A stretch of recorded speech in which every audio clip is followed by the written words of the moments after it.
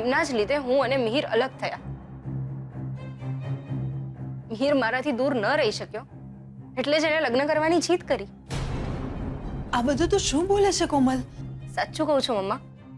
તું મને કાલે રાત્રે પૂછતી હતી ને કે મેં ભાગીને લગ્ન શું કામ કર્યા, તો એનું કારણ બીજું કોઈ નહીં પણ ભાભી જ છે. કોમલ બેટા, મમ્મીજી, કોમલબેન, અત્યારે તમે કેમ આ બધી વાતો લઈને બેઠા છો? આપણે એક કામ કરીએ, આ બધી ચર્ચાઓ પછી કરીએ. મમ્મીજી, મારી સાથે ચાલો.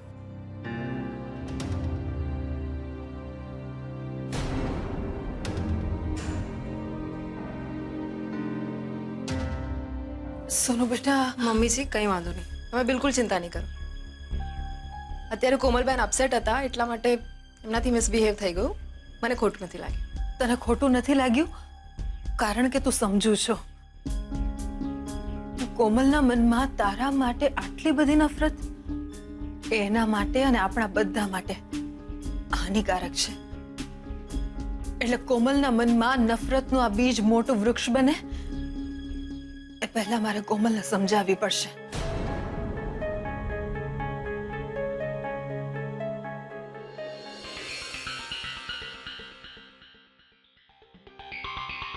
તમારી સામાન સ્થાપના વિધિ પતી ગયો હોય તો ડીલ કરી લઈએ. ડીલ? કેવી ડીલ? કઈ ડીલ એટલે આપણે જે કામ માટે અહીંયા આવ્યા છે એ પતાવી લઈએ ને, એટલે એક ચેપ્ટર પતે. ચેપ્ટર પતે? આ શું બકવાસ કરી રહ્યો છે?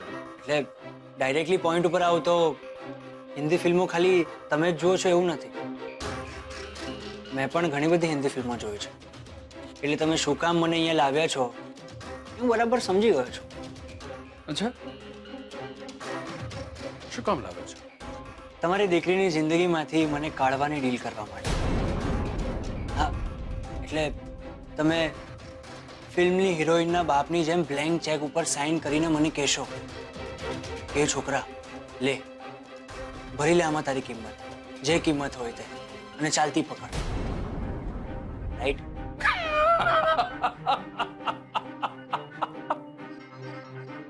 આઈ ટેલ યુ મેહર, તું જેટલો દેખાય છે ને એના કરતા ખૂબ વધારે સ્માર્ટ છે. તે જે આ આઈડિયા આપ્યો ને એ તમારા મનમાં દૂર દૂર સુધી ક્યાંય નહોતો. પણ ખેર, હવે તે આઈડિયા આપી દીધો છે તો હવે એ ડીલ પૂરી કરી.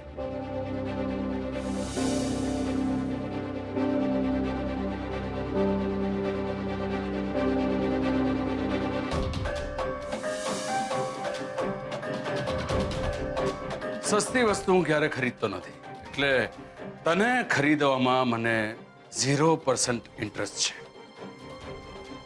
એટલે તારી કિંમતનો ચેક. મને ખરીદવો નથી તો પછી આ ચેક શા માટે? એટલે ભાઈ, આ ચેકમાં 2 ઘડી તારી કિંમત જોઈને રાજી તો થઈ.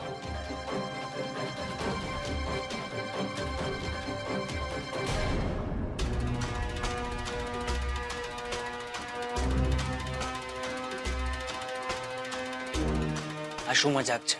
આ મજાક નથી મિહિર, આ તારી એકચ્યુઅલ કિંમત છે. મારી સામે આંખ મોટી કરવાની કોશિશ ન કરતો મિહિર, કારણ કે તારી હસ્તી મારા માટે મારી ચામાં પડેલી એક નાનકડી માખી જેટલી જ છે. એટલે હું ધારું તો તને 1 મિનિટમાં મારી 2 આંગળીની વચ્ચે પકડીને મસડીને અમારી જિંદગીમાંથી બહાર ફેંકી શકું એમ છું. કલ કરે સો આજ કર, આજ કરે સો અભી. કાઢી નાખો મને. શેની રાહ જુઓ છો? યોગ્ય સમય. તારી જિંદગીની મારે મન કોઈ કરતા કોઈ કિંમત નથી. મારા માટે મારી દીકરી અણમોલ છે ને એની ખુશી માટે મેં તને હજી સુધી જીવવા દીધો છે. પણ જે દિવસે મારી દીકરી કોમલની આંખો પરથી તારા આ પ્રેમના ચશ્મા ઉતારી દઈશ ને, તે દિવસે તું તારા આ પગની ઉપર ઊભો નહીં હોય, પડો હશે કોઈક ગટરના ખૂણે ઉકરડામાં. કોમલને મેં પહેરાવેલા મારા પ્રેમના ચશ્મા તમે કોઈ દિવસ નહીં કાઢી શકો. જયરાજ મહેતા માટે કશું જ અશક્ય નથી. Just weight and watch.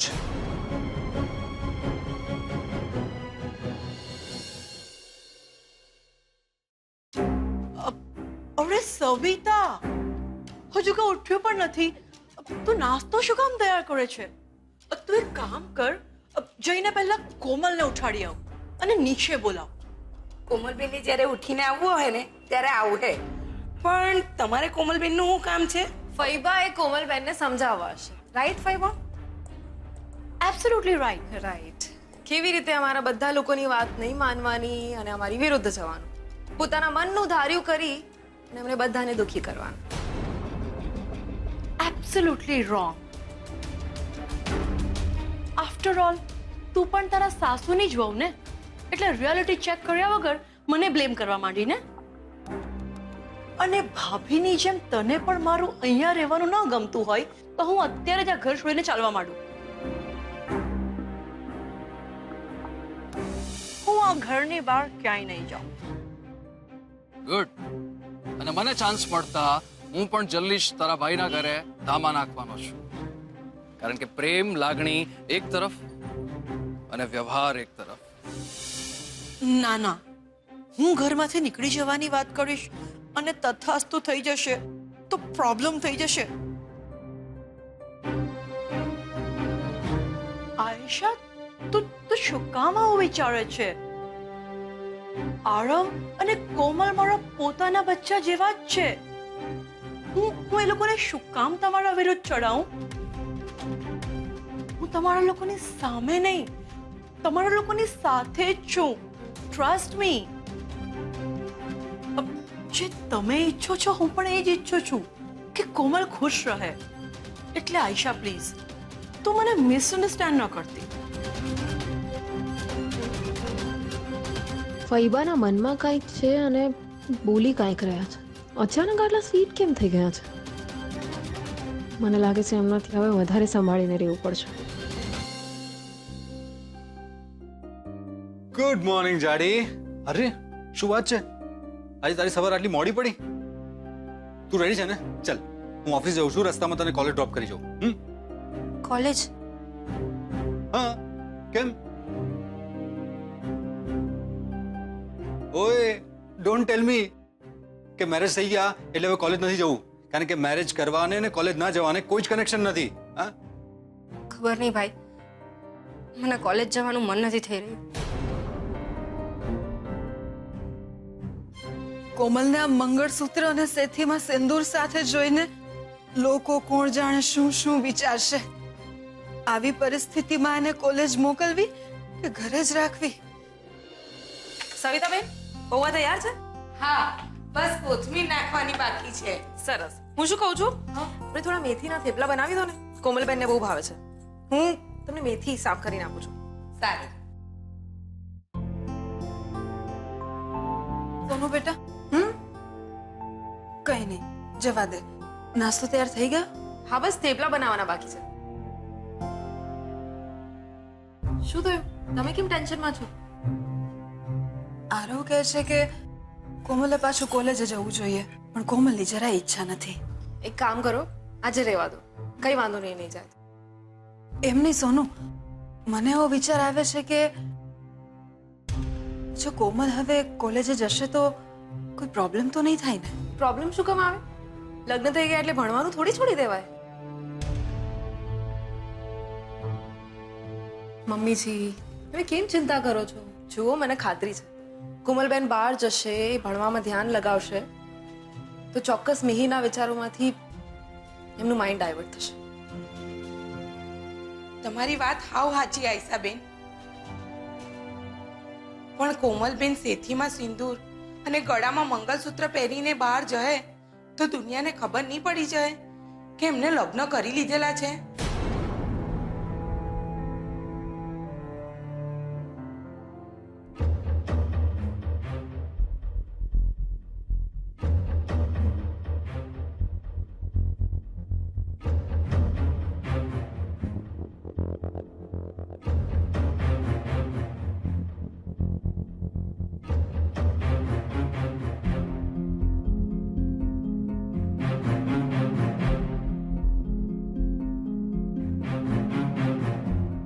નાના મોઢે મોટી વાત કરી દીધી હોય તો માફ કરી દેજો, પણ લોકો સવાલ તો પૂછે જ.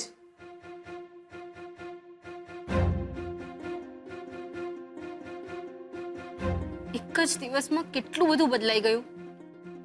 મને આ ઘર અને ઘરના લોકો એકદમ અજાણ્યા લાગે છે. એવું લાગે છે જાણે હું આ ઘરની મેમ્બર નહીં પણ મહેમાન છું. કેમ અહીંયા ઊભી છે? બેસ ને. હા આશા, કોમલ આવી ગઈ છે, નાસ્તો લાવો. Good morning, my princess. Good morning.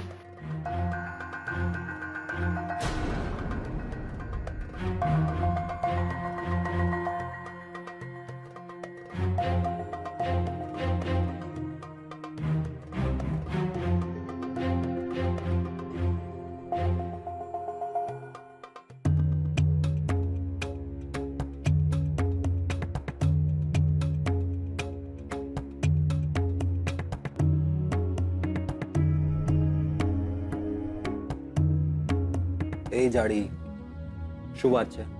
તું કેમ આટલી અપસેટ?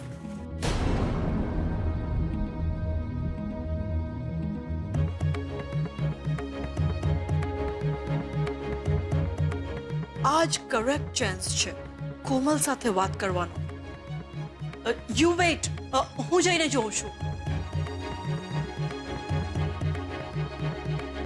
ગઈકાલ સુધી તો કોમલ ઓકે હતી, આમ અચાનક એને શું થઈ ગયું?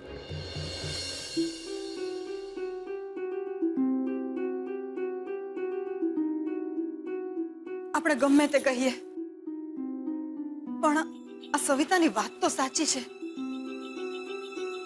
આપણે કોમલને આમ ગળામાં મંગળસૂત્ર અને માથામાં સેથા સાથે બહાર કોલેજે મોકલશું તો બહાર બધાને ખબર પડી જશે કે કોમલના લગ્ન થઈ ગયા છે.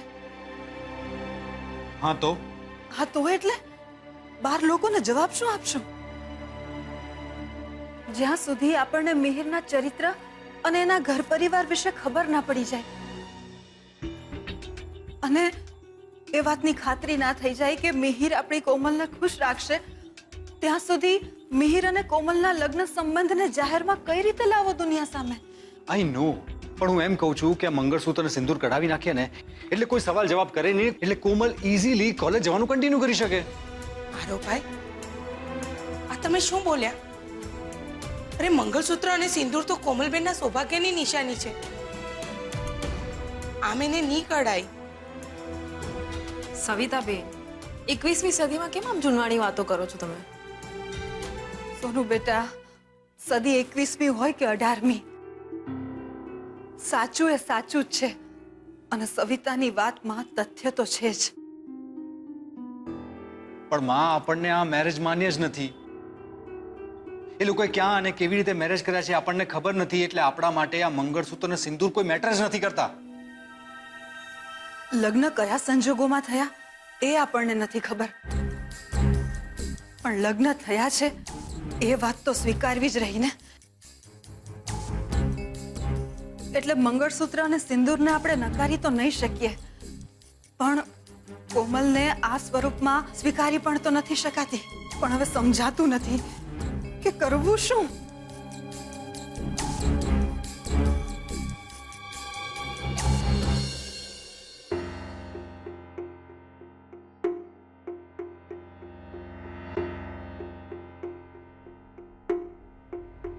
OMG! મારી સિન્ડ્રેલા આટલી અપસેટ કેમ છે? ના એ કોઈ વાત. તારી મમ્મીથી તારા મનની વાત છુપાવી શકે, મારાથી નહીં. બોલ ને, why are you so upset? I don't know. મને મારા પોતાના જ ઘરમાં બહુ અજાણ્યું લાગે છે. એવું લાગે છે જાણે હું કોઈ બીજાના ઘરમાં બીજા લોકોની વચ્ચે રહું છું.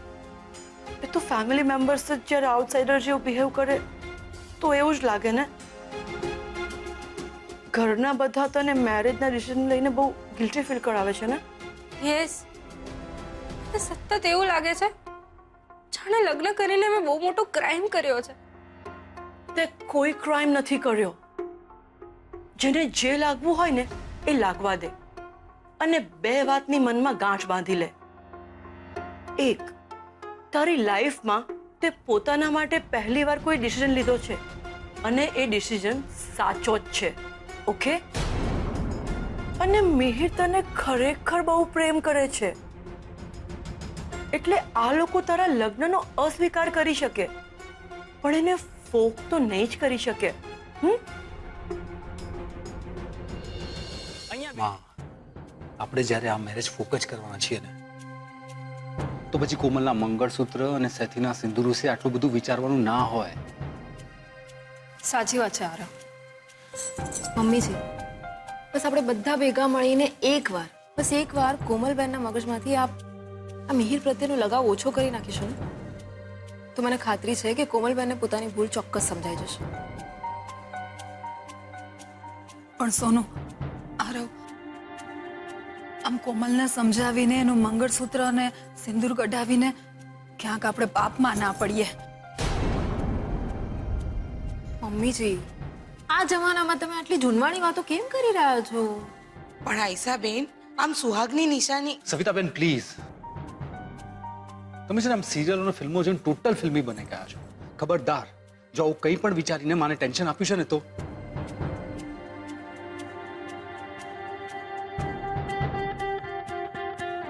કોમલના મંગળસૂત્ર અને સેથીના સિંદૂર વિશે વિચારવાનું છોડીને આપણે મિહિરને આ ઘરમાંથી અને કોમલની લાઈફમાંથી કેવી રીતે દૂર કરવો ને એને વિશે વિચારવાનો કોઈ આઈડિયા આપો. કોમલ મહેતા માટે કુરિયર છે. કોમલ માટે? હેલો, કેમ છો? My father in law is in meeting, એટલે મને થયું કે તમને ફોન કરીને અહીંયાના અપડેટ્સ જણાવી દઉં.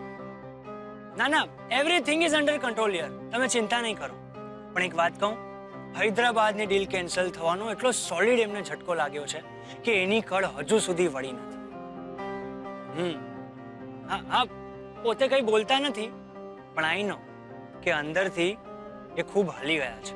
અને હા, એમને એવું લાગે છે કે મને કોમલથી દૂર અહીંયા લાવીને એ બહુ સ્માર્ટ ચાલ ચાલ્યા છે, પણ એમને ખબર નથી કે ચાલ ચાલવામાં આપણે પણ ક્યાં ઓછા છીએ, રાઈટ?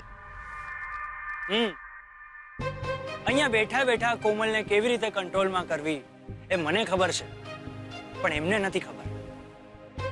હા, એટલે તમે જરાક પણ ચિંતા નહીં કરો, રિલેક્સ. તમે નેક્સ્ટ ઝટકાની તૈયારી કરો. અને હું મારા ફાધર ઇન લોની દીકરીને કેવી રીતે કંટ્રોલમાં કરવી એની તૈયારી કરું. હા, ઓકે, બાય.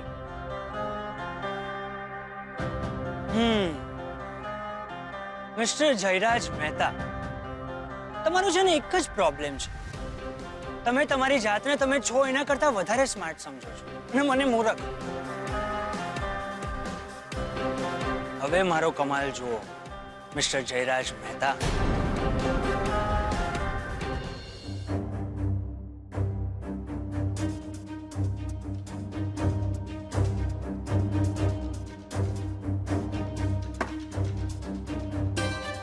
મિહિરે કોમલ માટે કુરિયર મોકલ્યું છે. હવે આને શું મોકલ્યું?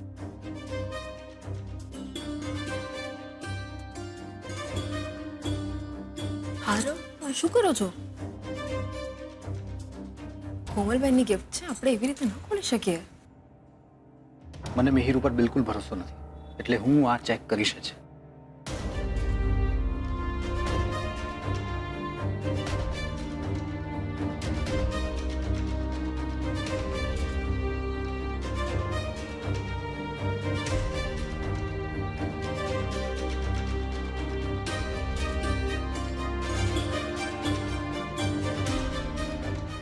ફોન છે.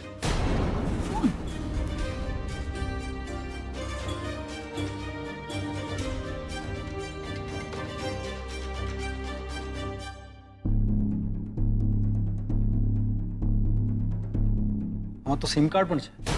મિહિર હૈદરાબાદ જતા હવે ત્યાં નવો ફોન મોકલવાની શું જરૂર છે, અને એ પણ સિમ કાર્ડ સાથે? કોમલબેન પાસે ઓલરેડી એક ફોન છે. મિહિરે કોમલ માટે ફોન શું કામ મોકલ્યો એ કોમલને તો ખબર જ હશે. પણ આરવ, કોમલબેનને ખબર પડી જશે કે આપણે એમની ગિફ્ટ ખોલી દીધી છે તો? કહી દઈશ કે કુરિયરમાં કંઈક આવે ને તો અંદર ખોલીને ચેક તો કરવું પડે કે વસ્તુ છે કે નહીં. પણ એ માનશે? આપણે એ લોકોનો આટલો મોટો નિર્ણય માની લીધો ને તો આપણી આટલી વાત તો એને માનવી જ પડશે. આમ અચાનક મિહિરે કોમલને બીજો ફોન શું કામ મોકલ્યો હશે?